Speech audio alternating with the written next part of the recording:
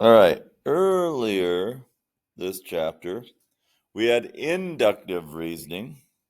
And inductive reasoning was using patterns or just things that you saw around you to make decisions.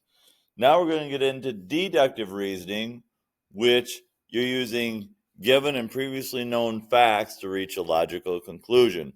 So it just isn't a pattern. You have to use some sort of kind of like scientific evidence. So the law of detachment might be the easiest concept of all this here. Okay?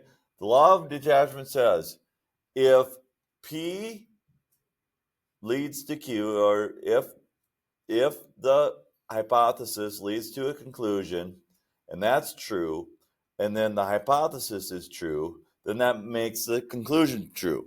Such as if today is Wednesday, then tomorrow is Thursday, and we know that today is Wednesday, then what do we know? Tomorrow's Thursday. It is just very straightforward, but that's the law of detachment. Okay?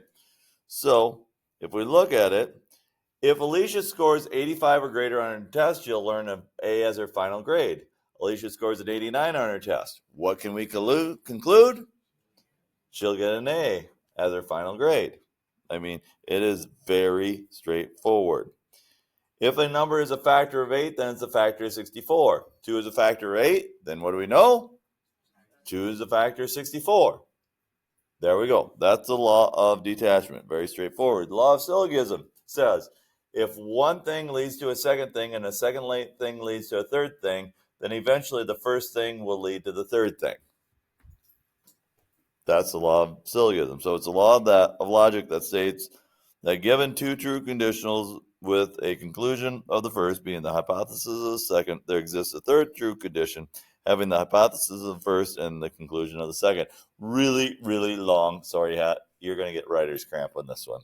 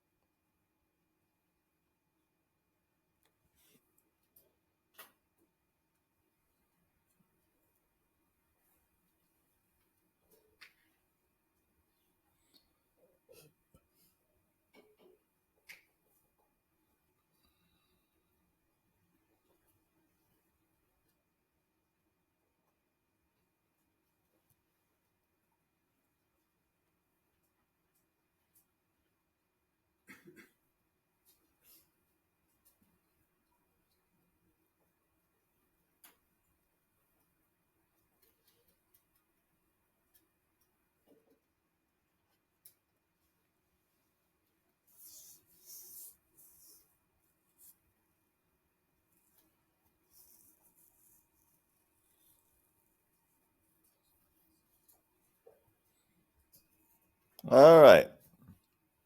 Let's look at this. If Kenji plays the trumpet, then he plays a brass instrument. If he plays a brass instrument, then he's a member of the marching band. So what can you conclude? If Kenji plays the trumpet, then what does that lead to? He's a member of the marching band.